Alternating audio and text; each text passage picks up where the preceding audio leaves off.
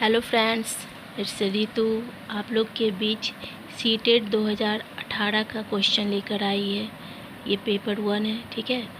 तो questions discussion करने के पहले मैं आपसे कुछ बातें शेयर करना चाहती हूँ। जो फर्स्ट टाइम इस एग्ज़ाम में बैठेंगे, सीटेट एग्ज़ाम में, उनके लिए आप जब भी एग्ज़ाम हॉल में जाओ, पहले आप अपना सीट देख लो कि कहाँ पे है। वहाँ पे आप अपना सीट ले लो, आराम से रिलैक्स वे में। ब्लैक पेन, ब्लू पेन, जो भी आपको बॉल पेन यूज करना है वो अपने पास रखो, है ना। मोटे पॉइंट वाला होना चाहिए। और साथ में आप एग्जाम में रिलैक्स वे में बैठो। तो रिलैक्स होने के लिए क्या करोगे आप? बैठकर take long breath 4 to 5 times, है ना। इससे आप कूल फील करोगे और एग्ज़ाम भी देखना बहुत अच्छे से जाएगा। No tension, focus on your exam. Now चलिए हम लोग क्वेश्चन डिस्कशन करते हैं। क्वेश्चन में निर्देश दिया गया है कि निम्नलिखित प्रश्नों के उत्तर देने के लिए सही या सबसे उपयुक्त विकल्प चुनिए। इस क्वेश्चन से ही पता चल रहा है दोस्तों कि क्वेश्चन का जो ऑप्शन है वो तो लगभग सब एक जैसा लगेगा ही, है ना। इंस्ट्रक्शन से पता चल रहा है ना। तो आपको द बेस्ट आंसर चूज करना। फर्स्ट क्वेश्चन है कि निम्नलिखित में से कौन सा शिक्षक की भूमिका का सबसे अच्छा वर्णन करता है। फर्स्ट ऑप्शन है आराम के लिए जगह बनाना, जहां बच्चे संवाद और पूछताछ के माध्यम से सीखते हैं। ऑप्शन नंबर 2 इज कक्षा में शिक्षक की सबसे महत्वपूर्ण भूमिका अनुशासन को बनाए रखना। ऑप्शन नंबर 3 इज एक शिक्षक को निर्धारित पाठ्यपुस्तक का पालन करना। एंड ऑप्शन नंबर 4 इज पाठ्यक्रम को समय पर पूरा करने के साथ साथ दोहराने के लिए पर्याप्त समय देना महत्वपूर्ण है। ऑप्शन से पता चल रहा है कि फर्स्ट ऑप्शन बच्चों के पक्ष में बात कर रहा है। बच्चों के संवाद और पूछताछ से सीखने के लिए बोल रहा है। जो बच्चों की बात करेगा वो ऑप्शन सही होगा। चलो ये सही मान लेते हैं। सेकेंड ऑप्शन बोल रहा है कि महत्वपूर्ण भूमिका अनुशासन बनाए रखना। अनुशासन बनाए तो रखना होता है ये टीचर का रोल। ये भी कुछ हद तक सही है। एक शिक्षक को निर्धारित पाठ्यपुस्तक का पालन करना चाहिए, ये भी सही है। और पाठ्यक्रम को समय पर पूरा करने के साथ साथ दोहराने के लिए पर्याप्त समय देना महत्वपूर्ण है, ये भी सही है। लेकिन इन चारों में द बेस्ट आंसर है दोस्तों फर्स्ट, आराम के लिए जगह बनाना, जहां बच्चे संवाद और पूछताछ के माध्यम से सीखते हैं। इंग्लिश वर्जन इसका देखिए, डाउट क्लियर हो जाएगा। Which of the following one of the following best describes a teacher's role.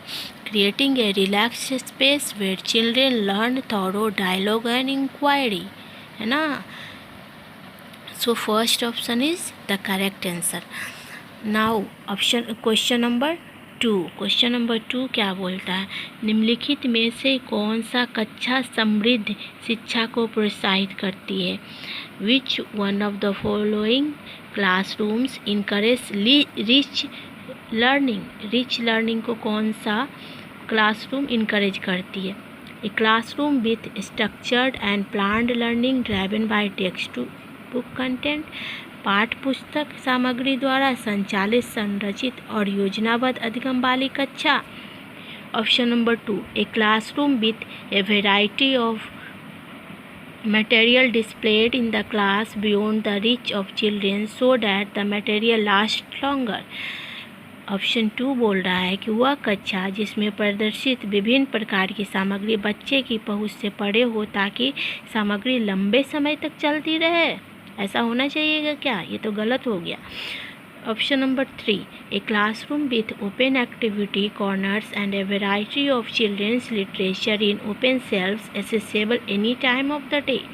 Option 3 बोल रहा है कि वह कक्षा जिसमें खुली गतिविधि कोने हो और विभिन्न प्रकार के बाल साहित्य खुली शेल्फ में रखी हो, जो दिन के किसी समय प्राप्त किया जा सकता है। यानी बच्चों की बात कर रहा है, तो ये तो सही है। और ऑप्शन नंबर 4 है कि classroom with neatly organise material in cupboard brought out once a week for free play, यानी कि अलमारी में अच्छी तरह संगठित सामग्री वाली कक्षा जहां सामग्री को सप्ताह में एक बार मुक्त खेल के लिए बाहर लाया जाता हो। क्या ये सही है? नहीं, फर्स्ट ऑप्शन भी गलत था, सेकेंड ऑप्शन भी गलत है, यानी इस क्वेश्चन का राइट आंसर कौन होगा? ऑप्शन नंबर 3, वह कक्षा जिसमें गतिविधि कोने हो यानी एक्टिविटी कॉर्नर्स हो और विभिन्न प्रकार के बाल साहित्य हो, खुली शेल्फ में रखी हो, जो दिन के किसी भी समय प्राप्त किया जा सके। Now come to the option question number 3। Question number 3 क्या है? क्वेश्चन नंबर 3 है, question number 3 is Which one of the following best describes the role of textbook in the classroom? निम्नलिखित में से कौन सा कक्षा में पाठ्य पुस्तकों की भूमिका का सबसे अच्छा वर्णन करता है? दोस्तों, पाठ्य पुस्तक क्या करता है, इसके बारे में जानेंगे। They form the most essential learning resource in a resource-starved context. वे संसाधन रहित संदर्भ में सबसे आवश्यक अधिगम संसाधन बनाते हैं। चलिए, बनाते हैं मान लिया, बनाते हैं, लेकिन ओनली वन नहीं है, ये मोस्ट इसेंशियल नहीं है। बनाने का एक पार्ट है, बट मोस्ट इसेंशियल नहीं बोल सकते इसको। Option number 2, they are one of the resource and reference materials available in the class. वे कक्षा में उपलब्ध संसाधन और संदर्भ सामग्री में से एक है। ये क्या है? सही ऑप्शन है। Option number 3, they maintain homogeneity in learning across A state और द नेशन। वे एक राज्य या राष्ट्र में अधिगम में एकरूपता बनाए रखते हैं। ये भी कुछ हद तक सही है। They provide guidance to the teachers and parents about the course of study. वे अध्ययन के पाठ्यक्रम के बारे में शिक्षकों और पिता को मार्गदर्शन प्रदान करते हैं। ये भी सही है, बट इस क्वेश्चन का बेस्ट आंसर ये है कि वे कक्षा में उपलब्ध संसाधन और संदर्भ सामग्री में से एक है। नाउ क्वेश्चन नंबर 4, राष्ट्रीय पाठचर्या फ्रेमवर्क 2005 ने अपनी समझ ब्लैंक से प्राप्त की। क्वेश्चन बोल रहा है कि the national curriculum framework 2005 derives its understanding from option number 1 is cognitive theory संज्ञानात्मक सिद्धांत, ऑप्शन नंबर 2 is humanism मानवतावाद, ऑप्शन नंबर 3 is behaviorism व्यवहारवाद and option number 4 is constructivism यानी रचनावाद। तो दोस्तों, इसका आंसर राइट आंसर होगा रचनावाद। Now come to the Question number 5. The children in a class can be considered to be motivated. कक्षा में बच्चों को प्रेरित समझा जा सकता है। आप इस क्वेश्चन को खुद से बना सकते हो कि कक्षा में बच्चे कब प्रेरित समझे जाएंगे, है ना? जब अब बच्चा आपसे क्वेश्चन से पूछ रहा हो, एक दूसरे से आगे निकलने की कोशिश करता हो, है ना, कंपटीशन लेवल की भावना हो, लगे कि हाँ नहीं वो मेरे बच्चे में कंपटीशन हो कि नहीं मैं अच्छा करूँगा, ऐसा, है ना, तब वो मोटिवेट। चलिए ऑप्शन देखते हैं। They ask question seeking clarification from the teacher. वे शिक्षक से स्पष्टीकरण प्राप्त करने के लिए प्रश्न पूछते हैं, सही है। They come to school neatly dressed in uniform. वे अच्छी तरह से वर्दी पहने स्कूल में आते हैं, सही है। They maintain discipline in the class. वे कक्षा में अनुशासन बनाए रखते हैं, ये भी सही है। All are regular in attendance. वे सभी उपस्थिति में नियमित है, ये भी सही है।